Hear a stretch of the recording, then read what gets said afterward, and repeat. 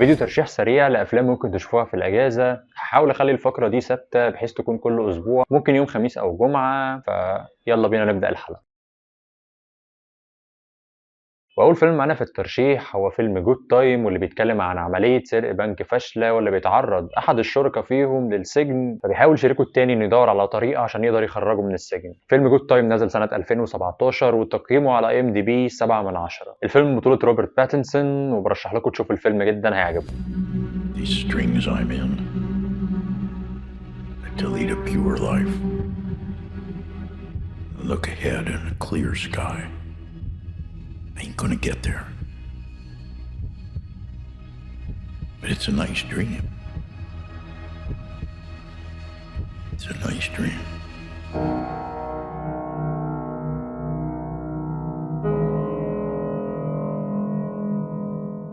الفيلم اللي بعده هو فيلم عربي، وهو فيلم موسى من بطولة كريم محمود عبد العزيز، إياد نصار، أسماء أبو اليزيد، وصلاح عبد الله، ومن تأليف وإخراج بيتر ميمي. والفيلم بيتكلم عن بطلنا يحيى اللي كان مالوش أصحاب في المدرسة، وكان بيتم التنمر عليه، ولكن هو كان مختلف وذكي جدا لحد ما في يوم اخترع روبوت وسماه موسى عشان يصبح هو صديقه الوحيد. ولكن الأمور بتتطور وبنشوف إيه اللي بيحصل في الفيلم. فيلم موسى تصنيفه خيال علمي، والمفترض إن الفيلم ده هيكون من ضمن سلسلة أفلام المستضعفين اللي أعلن عنها بيتر ميمي، واللي هتكون شاملة لكل الخوارق والأبطال الخارقة. وشفنا ده في فيلم الهرم الرابع اللي كان من بطولة أحمد حاتم. الفيلم عائلي ولذيذ جدا، ويمكن من أحسن الأفلام اللي قدمها كريم محمود عبد العزيز، وبرشح لكم إنكم تتفرجوا عليه. وآخر عمل معانا هو الحقيقة مش فيلم، هو مسلسل قصير بيتكون من 8 حلقات واسمه Living with Yourself. والمسلسل بشكل عام بعيد عن الفكرة هو مسلسل خفيف جدا ولذيذ، ممكن تتفرج عليه في أجازتك وتخلصه تقريبا في يوم. والمسلسل من بطولة بول رود، واللي قام بشخصية أنت مان في افنجرز. والمسلسل بيحكي عن شخص فقد شغفه في الحياة وفي شغله،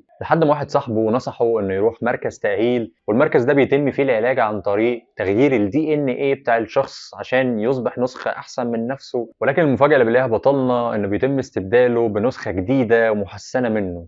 فبنشوف ايه اللي بيحصل. Do you know a place that sells guns?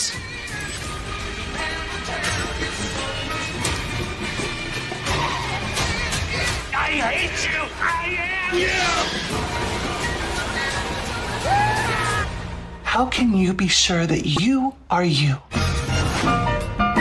You're a monster. لو عجبتكم ترشيحات النهارده ما تنسوش تقولوا لي رايكم في الكومنتات، ولو حابين ان فقره الترشيحات دي تكون ثابته كل اسبوع بحيث تكون بعيد عن الحلقات الاساسيه قولوا لي برده في الكومنتات. وبس كده، سلام.